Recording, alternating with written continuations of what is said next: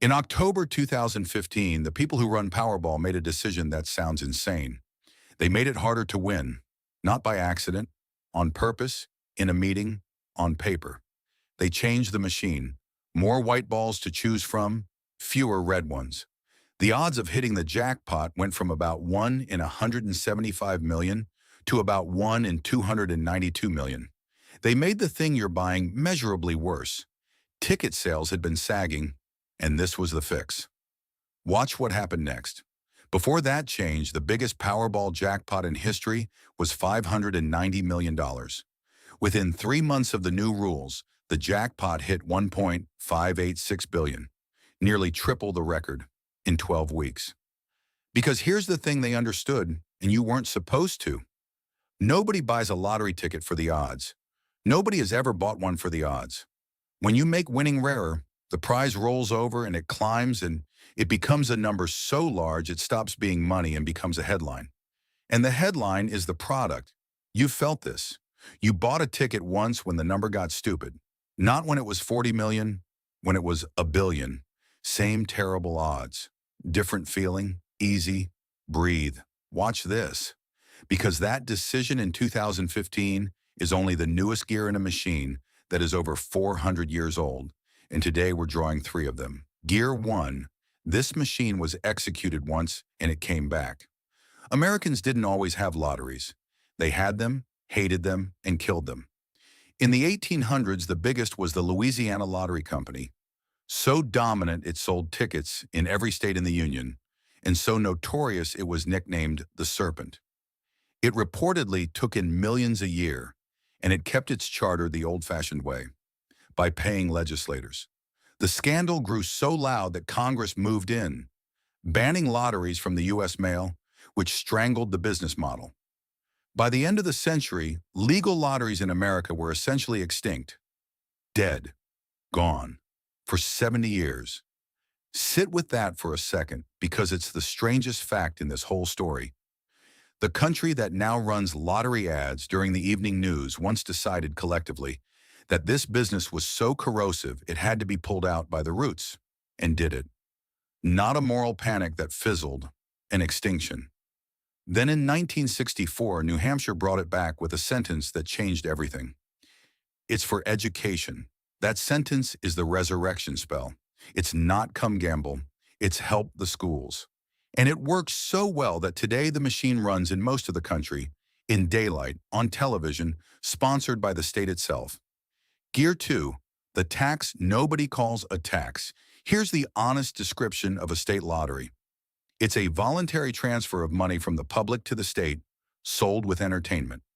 Economists have a blunter word for it, an implicit tax. And unlike a real tax, nobody debates the rate. And who pays it?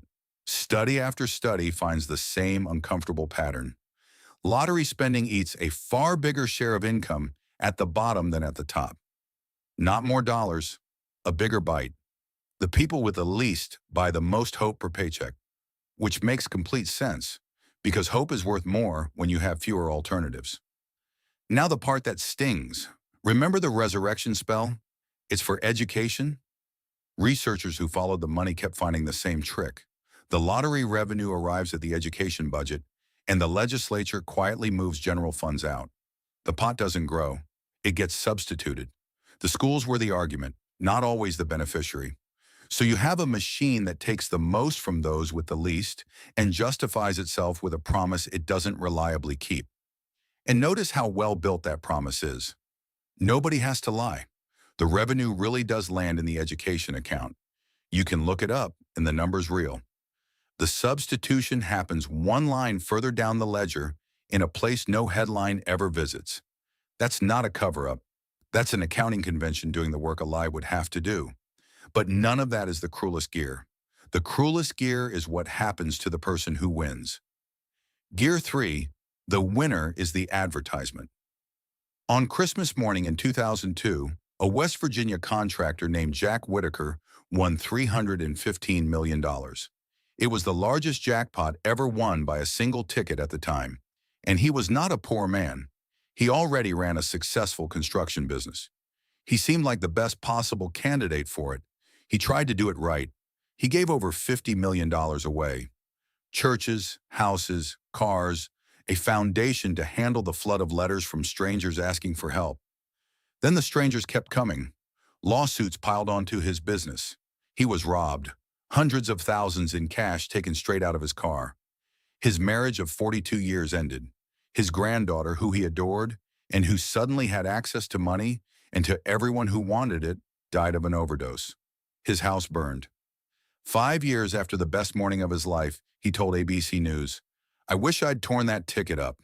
Now that's a tragedy, but watch what the machine does with it, because this is the part almost nobody notices. Every one of those winners, the ruined ones and the happy ones, becomes content.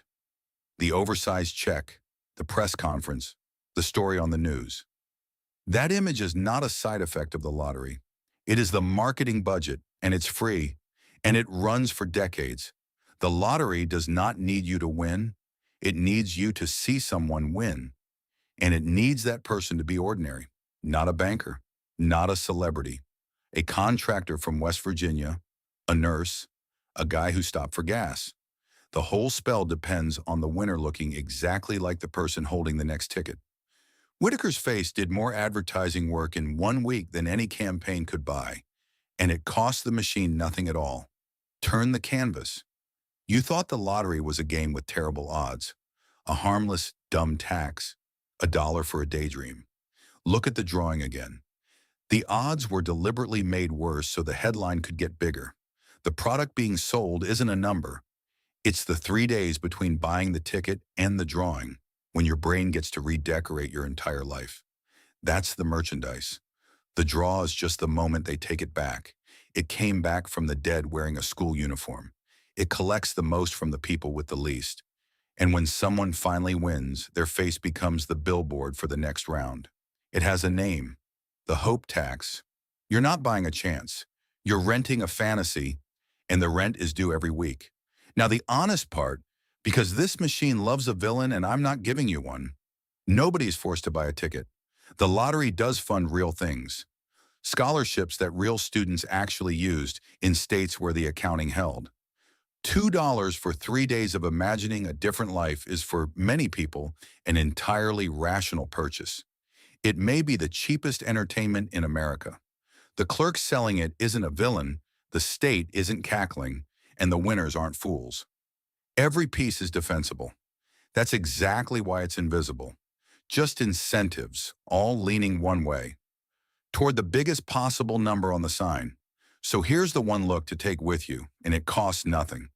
Next time the jackpot gets stupid and you feel the pull, buy the ticket if you want, but name what you're buying out loud. You're not buying a chance at 9 figures. That chance is functionally zero, and you know it. You're buying 72 hours of a specific daydream.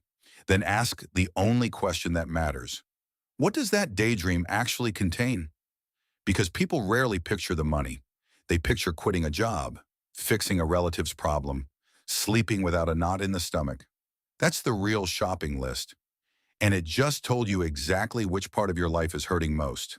The ticket can't buy any of it. But the daydream is a map, and you get to keep the map.